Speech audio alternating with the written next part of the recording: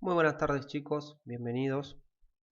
El día de hoy lo que vamos a hacer es analizar algunos conceptos muy importantes que ustedes tienen que tener presente para obviamente ir desarrollando los trabajos prácticos que son cargados semana tras semana, los cuales tienen que entregar como tarea y también obviamente para que esto pueda ser aplicado a sus proyectos de inversión personal. ¿Está?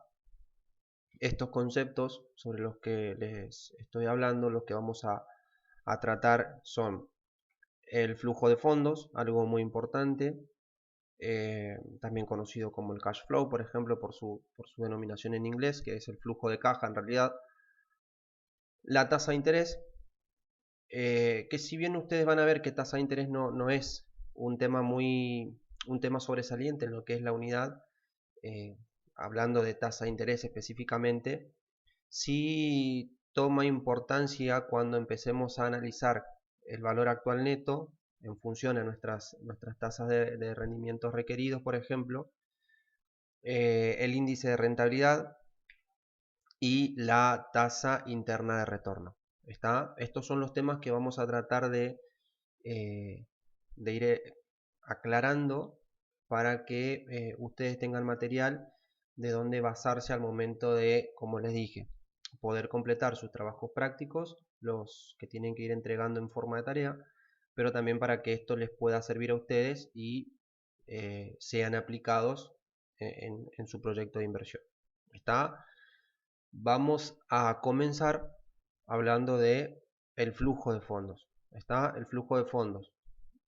El flujo de fondos, el cash flow, el flujo de caja, informa sobre los movimientos de efectivos en un periodo determinado. ¿Está? Simplemente lo que hace es informar cómo se están moviendo nuestros fondos en un momento determinado. Consiste básicamente en un informe en el cual se presentan tanto entradas como salidas de dinero. ¿Está? A ver, el flujo de fondos brinda un pantallazo general en cuanto a la situación de liquidez que puede llegar a presentar una organización. También, obviamente, en función a esto de cuáles podrían llegar a ser nuestras necesidades de financiamiento. ¿Está? El flujo de fondos, en teoría o en resumen, lo que hace es brindar una comprensión general sobre cuál es la situación financiera de una empresa, de una organización. Bien. El flujo de fondos van a ver ustedes que es la herramienta principal para que nosotros podamos establecer el valor actual neto, que era lo que vamos a ver posteriormente. Es una herramienta fundamental para poder establecer la tasa interna de retorno. ¿Está? Eh, y estas van a ser nuestras herramientas principales para poder lograr la evaluación de nuestros proyectos de inversión. ¿Está? ¿Se entiende, no? Van a ser eh, las herramientas principales con las que nosotros vamos a evaluar nuestros proyectos de inversión. Sí, van a servir para calcular eh, el valor actual neto, para calcular la tasa interna de retorno, para calcular el índice de rentabilidad. ¿Está? Bien, si bien hay distintas variables que pueden llegar a ser tenidas en cuenta para confeccionar un flujo de fondos, nosotros mínimamente vamos a trabajar con una estructura, con la siguiente estructura. En esta estructura ustedes pueden observar, tenemos en la primera columna vemos los periodos. ¿Está? En la primera columna nosotros vamos a observar los periodos. Esto va a depender, nosotros el proyecto lo planteamos a 5 años, así que esto va a tener el año 0, el año 1, el año 2, el año 3, sucesivamente. En esta columna nosotros vamos a considerar la inversión inicial que hay que desembolsar, sería el desembolso inicial para poder iniciar el curso de la organización, de la empresa, del negocio. ¿Está? En esta columna nosotros vamos a tener en cuenta el capital de trabajo Y acá es donde yo quiero que puntualicemos un poquito más, que hablemos un poquito más en profundidad acerca del capital de trabajo, porque puede llegar a plantearse algún inconveniente cuando tratemos de considerar el capital de trabajo. El capital de trabajo es la cantidad necesaria de recursos para realizar las operaciones con normalidad. ¿Está? El capital de trabajo representa como el ciclo financiero de una organización al corto plazo. ¿Está? El capital de trabajo básicamente se puede definir como eh, el tiempo que transcurre, ¿sí?, entre la adquisición de la materia prima y su transformación, ya sea, por ejemplo, para la venta de un producto o para la prestación de un servicio. Obviamente, después esto, lo que sea su recuperación, convertida en efectivo. ¿Está? Por eso nosotros vamos a ver que en el cuadro de al lado tenemos el recupero de capital de trabajo, porque esto posteriormente se va a ir recuperando. ¿Está? Lo importante acá es, al momento de hablar del capital de trabajo, es que es muy importante, ¿sí?, su correcta administración, porque al ser una relación entre activos y obviamente pasivos corrientes que hay que tener presente, ¿sí?, es muy importante el impacto que pueda llegar a tener, por ejemplo, en el volumen de ventas. Por ejemplo, es muy importante el impacto que tengan en la liquidez, ¿sí?, y obviamente en la mezcla que se pueda llegar a realizar con las herramientas de financiamiento entre activos y pasivos. ¿Está?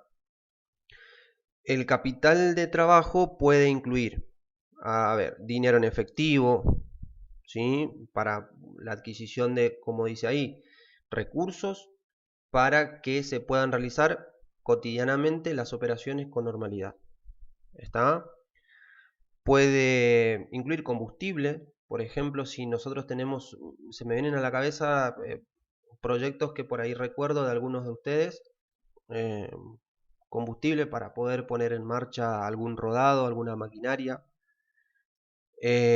Recuerdo que había emprendimientos que planteaban la crianza de animales, bueno, también el alimento para que puedan mantenerse estos animales, materiales o herramientas que pueden ser necesarias, y las erogaciones de luz, agua, todo esto puede ser considerado capital de trabajo. Bien, el cual obviamente es un importe económico que va a ser recuperado con posterioridad, por eso tenemos nuestra columna de recupero del capital de trabajo. ¿Está?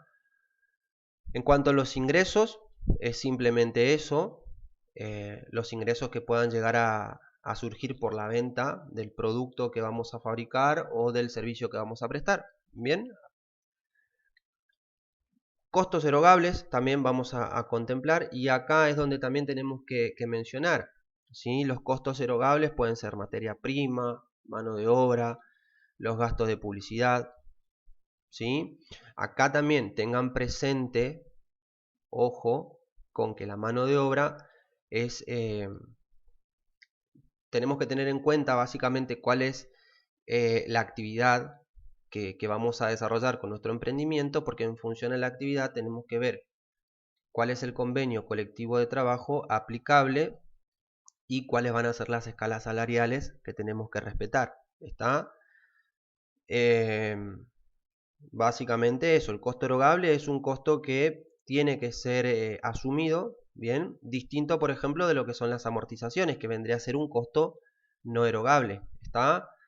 Una amortización básicamente es lo que ustedes conocen, ¿sí? Es la disminución del valor de los bienes afectados a varios ejercicios que van a resultar de su uso. ¿Está? Nosotros sabemos que una amortización es el reflejo contable de una depreciación, ¿sí? Amortizar es simplemente eso, ir registrando un gasto no erogable de manera periódica. No erogable como amortización, si el gasto económico se asume al momento de la adquisición del activo, el que es aplicado a varios periodos, y en función a cómo se vaya consumiendo este activo a lo largo de los periodos, obviamente tenemos que ir imputando el costo al periodo. Por eso es que vamos a ir depreciando y amortizando ese activo, ¿está? A ver, acá muy importante, algo que mencionar, tengan presente esto. Hay criterios asociados a las amortizaciones, ¿sí? Por ejemplo, los inmuebles, ustedes saben que tiene que ser amortizado a 50 años, instalaciones que se tienen que amortizar a 10 años, por ejemplo, rodados, ¿sí? A 5 años, a ver, maquinarias a 10 años, equipos de computación, ¿recuerdan? ¿A cuánto tiempo era un equipo de computación? 5 años, ¿sí? A ver, ¿qué más? Instrumentos de uso técnico, por ejemplo, también eran 8 años. Recuerdo que había unos alumnos que tenían, planteaban un proyecto en el cual iban a utilizar silos, molinos. También esto se va a amortizar a 20 años, ¿está? Recuerdo de años anteriores una alumna que había planteado un feedlot, ¿sí? En este caso también la hacienda reproductora tiene un tiempo asociado para la depreciación, ¿está? A ver, acá tampoco hay inconvenientes en el caso de que ustedes desean agregar, por ejemplo, cualquier otro tipo de gasto, de costo no erogable, ¿está? No hay ningún problema si quieren agregar acá previsiones, por ejemplo, ¿bien? El resultado, también vamos a tener el resultado antes de los impuestos, ¿bien? Simplemente eso, un resultado antes de aplicarle el impuesto. Por lo general nosotros acá únicamente trabajamos con impuesto a las ganancias. Esto no implica que si ustedes quieren extender este análisis no lo puedan hacer, todo lo contrario, siéntanse libres de poder en su trabajo agregar todos los impuestos que quieran incluir, ¿bien? Y obviamente el flujo de fondos, que lo que va a hacer es representar el movimiento en caja. ¿Está? El flujo de fondos va a ser el resultado de todo este análisis. ¿Está? En donde obviamente los ingresos y los recuperos van a sumar, el capital de trabajo va a ser un costo que voy a ir asumiendo, el costo erogable también, por lo tanto eso es lo que va a ir disminuyendo el flujo de fondo, porque es esto que estábamos hablando, ¿sí? Entrada y salida de dinero, ¿sí? El flujo de fondo mide eso, la entrada y la salida de dinero.